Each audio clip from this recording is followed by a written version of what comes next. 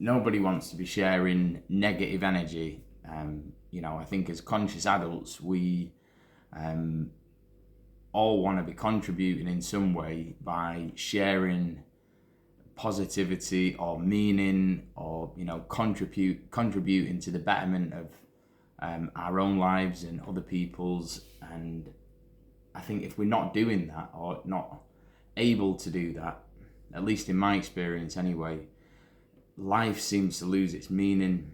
And I'm talking from a place of experience. I've recently discovered that I have something called SIBO, which is a bacterial overgrowth in the small intestine. And I think this is I've been aware of it for a couple of years. It's only been official for like the last month, since I had a breath test.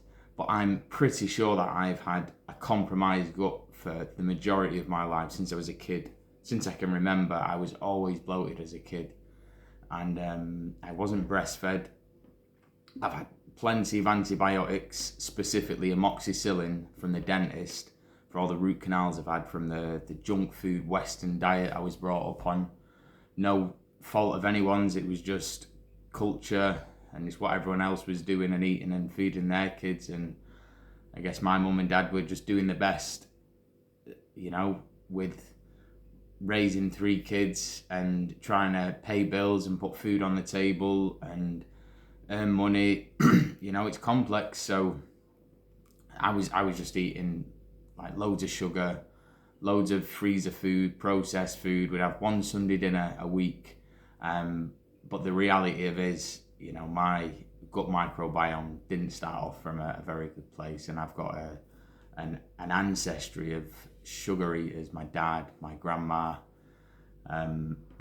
massive addiction to sugar, and we're all aware of it now. At least my dad is, and I am, and we can take action on it. But it is so detrimental to gut health. There's nothing about sugar and refined carbohydrates that is good for them, for a damaged microbiome.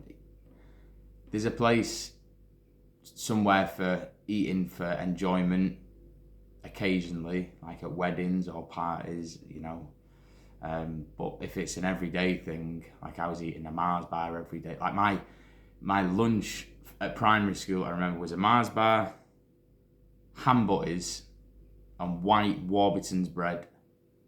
So terrible straight away.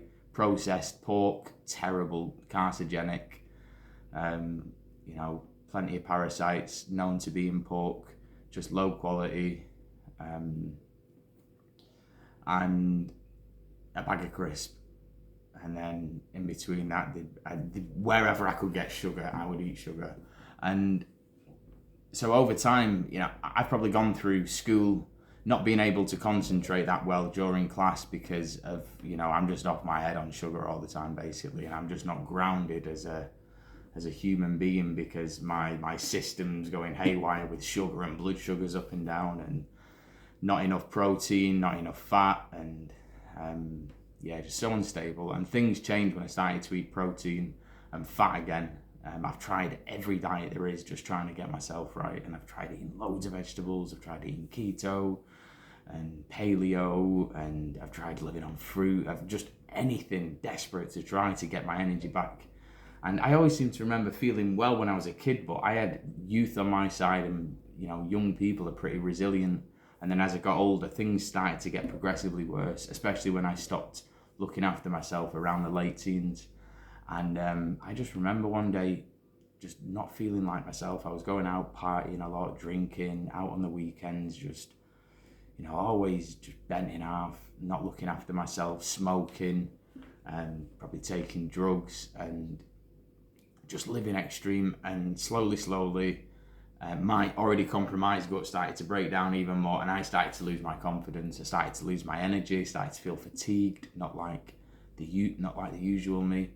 And then that was, in my early 20s, late teens, early 20s, and then I went traveling. And when I was traveling, I stayed with vegetarians for 6 months and ate their diet, and started to feel a whole lot better. I wasn't fixed. I was still eating sugar, but I felt so different that I started introducing more vitamins and minerals into my diet. Probably I wasn't eating as much protein, but I must have got like the, you know, what do they call it, like the honeymoon stage, where you stop filling your body with crap and you start eating more good stuff. I was still putting crap in it, but I was also putting good stuff in it. So I knew that diet had an impact on my energy and my mental energy, physical energy, and then I started to play around with different diets and trying, you know, more restrictive, more extreme. And over the years, I've tried all the diets. Just I'm not bothered what it is that I need to eat to fix myself. I'm not even bothered if I enjoy the food anymore. You know, there's a tiny little bit of me that's holding on to a little bit of taste within food, but I've restricted eating altogether, you know, and done fasts. So I've got some pretty good self-control, but that's because I needed to, and I have to, because the alternative is not being able to take on the day. And it's not even like I have a stressful life at the minute. I've made it as minimally stressful as possible, just so I can ride out this stage, this season of life that I'm going through, trying to figure out how to solve this complex gut issue that no doctors, my GPs haven't got a clue. The health, some people that I've been to see, nutritionists, specialists who've been practicing for years, I have no idea what I'm talking about. They're just clearly uninformed. I think what it is, this gut issue, it's a new age thing, and people in America seem to be ahead with it, as always. And there probably are some practitioners within the UK that have a good understanding, probably functional medicine practitioners and qualified naturopaths, and you know, people who've dealt with cases of gut issues, complex gut issues. Mine's long standing, definitely, and I've tried like all the protocols, all the supplements, and nothing's worked so far, but I'm getting close. I know I am. But the grim reality is nothing's worked up until things have worked sporadically, and then it's always fallen apart at some point due to me not being able to sustain the diet, such as carnivore or keto, because of lack of energy. And now knowing that I wasn't adding electrolytes into my system, and I've started to do that now, so I have way more energy. But before that, you know, every day for the last, or most days for the last, you know, year and a bit, I've just been dealing with lethargy, brain fog, skin issues, skin breakouts all over my face. You know, and I was quite a sociable guy growing up. I had a lot of friends, always out, you know, having a laugh, and very talkative and chatty. And I've become the opposite. In recent years, I've been isolated, I've been withdrawn, I've not been wanting to see people, friends or family, just trying to avoid social situations, because I haven't got the brain or the capacity to be around people and to have, you know, anything to contribute. And I don't want to be sharing my negative energy with people.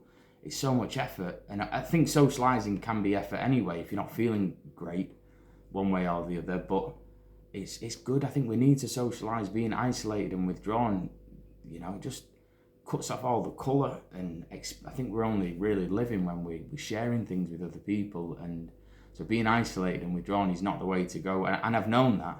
And I've always had like hope. And, you know, when I've had the shittest, darkest, gloomiest days, you know, getting up out of bed in the morning and just feeling like, God, I do not want to take on today. No energy, brain's not working, guts bloated out here first thing in the morning. I'm not even hungry, and I know anything that I'm gonna eat is gonna fuck me up. So I don't want to. It's just a really rubbish place to start from. Fortunately for me, from a young age, I've always been into, you know, training, athletics, gym, boxing, skipping, running, weightlifting, and I've always fallen back to exercise when shit really hits the fan. And, you know, I just put the earphones in each day, go in the gym. I walk to the gym sometimes, head down, tunes on, all my joints are stiff and aching and weak from this gut issue that I have. You know, I get all my cracking joints and they're just weak.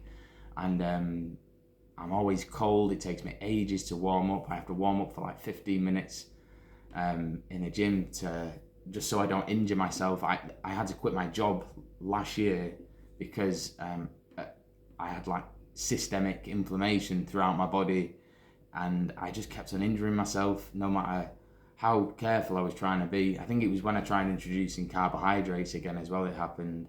And I remember going rock climbing one session and I got 4 injuries on the back of eating some cookies that I'd made with my girlfriend. And I had to quit my job, started working from home.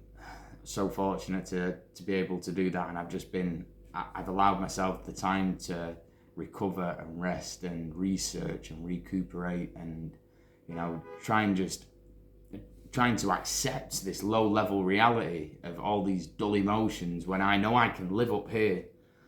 But these days it's been like down here, low level depression, just not really wanting to engage with people. You know, my girlfriend's put up with my miserable ass for the last year and a half, and you know, there's been days here and there where that have been better than others, but for the most part, it's just been a complete mission just to get through the day sometimes. And I've done what I've needed to do to get through each day, trying to make progress here and there, and eating clean, but nothing felt better than 6 days ago when I started eating strict carnivore diet, mostly carnivore diet with the addition of oils, olive oil, coconut oil, because of the benefits. You know, I think they're way too good to be missing out on if one can tolerate them, and I can. And I also have kefir, homemade kefir, and I add electrolytes into that.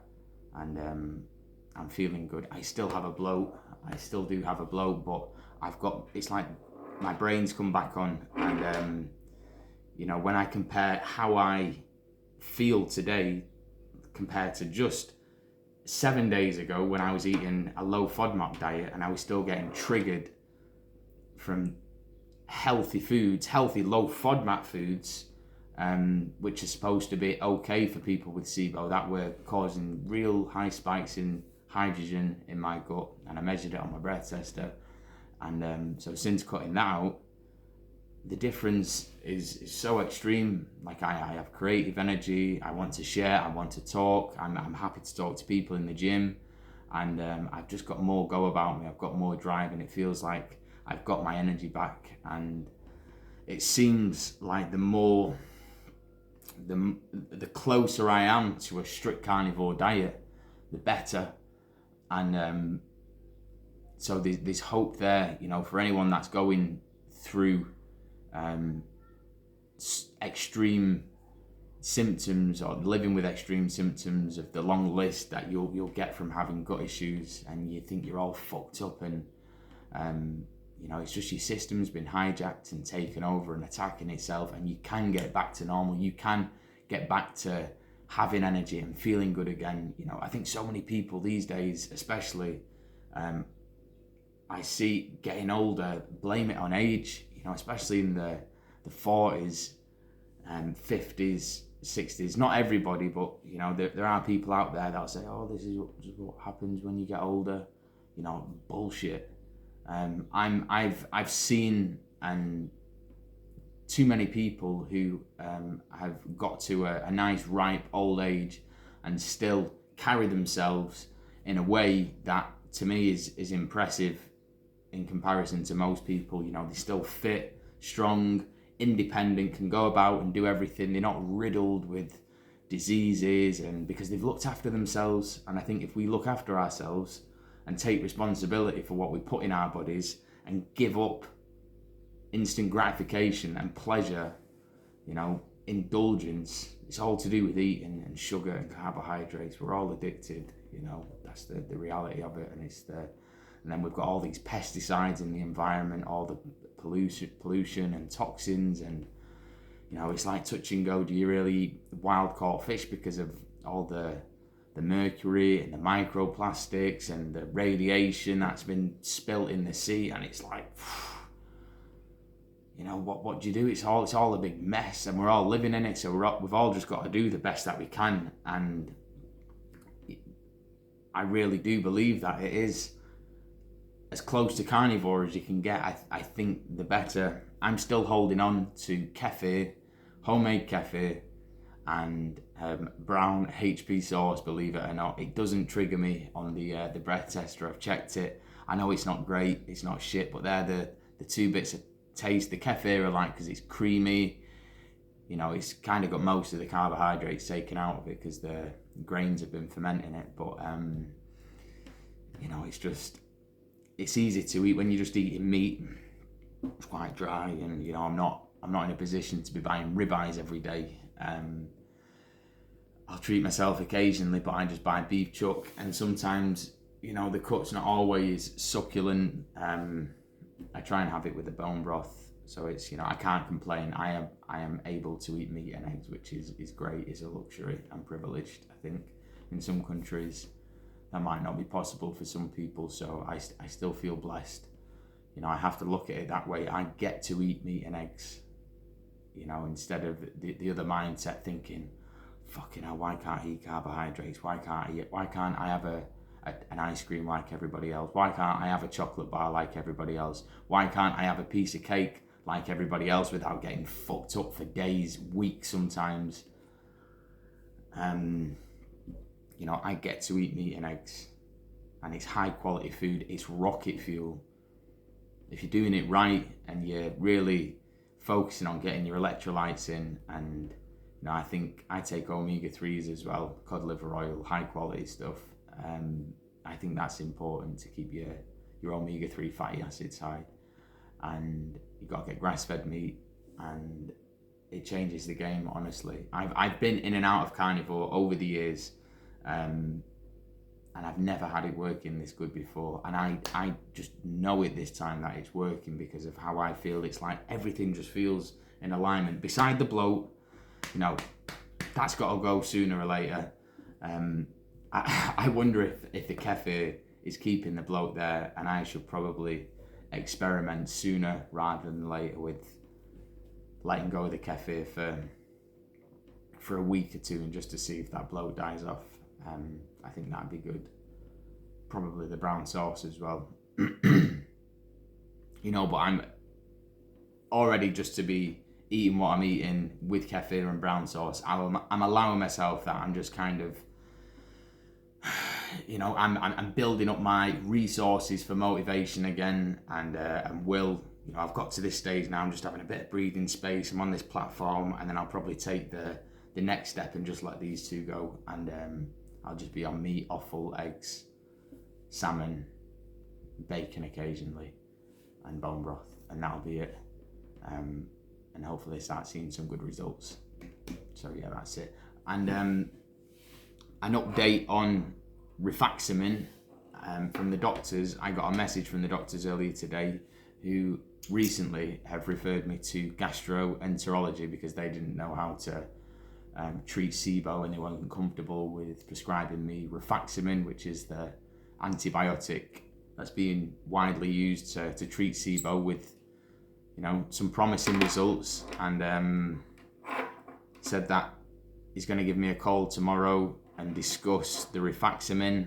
But at this, you know, a week ago I wanted to take the rifaximin. I was like, I just can't be arsed anymore. I just want to feel better. But now I've got to feeling like this, even if the doctor says, yeah, I'll prescribe you the rifaximin, I might say, let's hold off for another few months. I want to do 3 months solid carnivore and antimicrobials, especially when I start to reintroduce the FODMAPs, the foods. I'll start reintroducing FODMAPs and then vegetables, and then, you know, just go slowly from there. And if that works, great, I've done it, I've cracked it, I've not had to take antibiotics. If it doesn't, yeah, I'll probably take the rifaximin, because I don't want this to persist any longer. And I have read some testimonials online and anecdotes of people who've taken it and it's worked for them. But we're all different, we all have different microbiomes, so it's this stuff has to be customized, and we have to figure out what works for us as individuals. But I'm pretty convinced most people would do well on a carnivore diet with offal and electrolytes and eggs. Maybe not eggs for everyone, but if you can have eggs, I think it's good to have them too. So yeah, that's it.